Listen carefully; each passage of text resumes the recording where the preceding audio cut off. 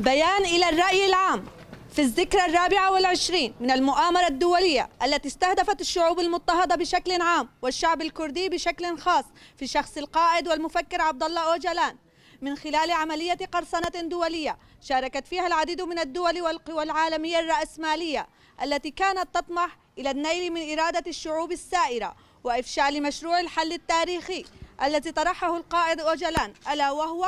مشروع كونفدرالية الشرق الأوسط الديمقراطي لإنهاء الدور السلبي الذي لعبته الأنظمة الشيوعية القوموية في المنطقة والخلاص من سياسة الإقصاء والإبادة التي تمارس بحق الشعوب المضطهدة. تلك المؤامرة التي بدأت في النصف الأول من أعوام التسعينيات في القرن العشرين، حيث بدأت بمحاولة اغتيال القائد أوجلان في سوريا بسيارة مفخخة، والتي فشلت ولم تحقق الهدف بسبب إدراك القائد وحركة الحرية بخطورة المرحلة وحجم المؤامرة التي حبكت في عتمة مراكز الاستخبارات بقيادة الولايات المتحدة الأمريكية، والتي عملت بكل ما تملك من القوة للنيل من القائد وفكره، حتى بدأت خيوط المؤامرة بالظهور. وهنا بدأت القوى المتآمرة وعبر الدولة التركية الفاشية بالضغط على سوريا لتسليم القائد أوجلان لهم، وخاصة عبر الاتصالات التي أجراها الرئيس المصري آنذاك محمد حسني مبارك مع الرئيس السوري الراحل حافظ الأسد.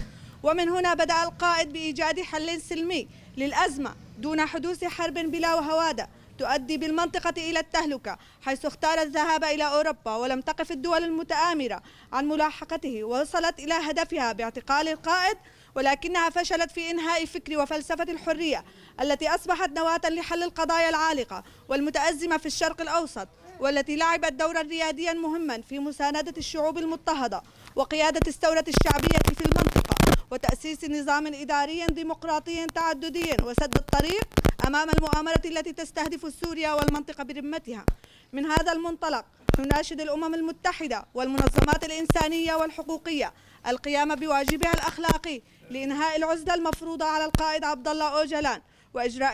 وإجراء محكمة عادلة لإطلاق حريته. الحرية للقائد عبد الله أوجلان، والخزي والعار للقوى المتآمرة وعلى رأسها النظام التركي. منظمات المجتمع المدني في الطبقة 11/2/2023.